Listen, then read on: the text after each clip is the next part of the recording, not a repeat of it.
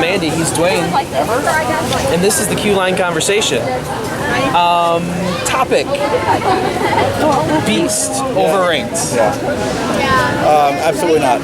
No way. I think a lot of people overrank it and put it at number 1 or number 2, the best, wooden coaster in the world. But I think it classically ranks where it should, mostly because it was built in-house.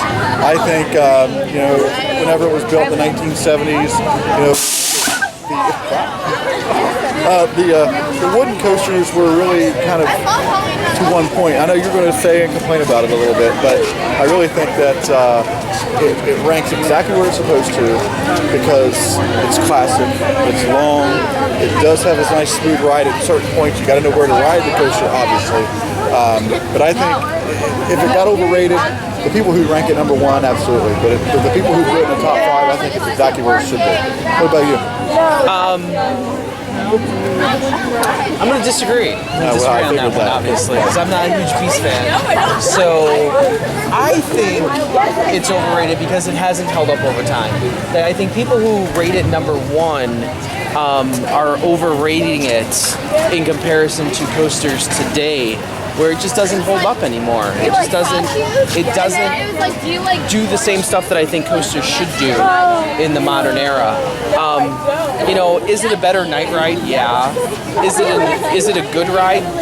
Probably. But is it a number 1 ride? That's actually where I take exception to it. Is where people say it's the best wooden coaster in the world, where I don't think it is that at all. You put into you factor in all the trims, all the brakes, all of that stuff, and it doesn't. If you take all those off though, and it might be a lot better if you took off the trims and the brakes, and even if you took off half of them, you might have a much better ride if you let it do what it was designed to do.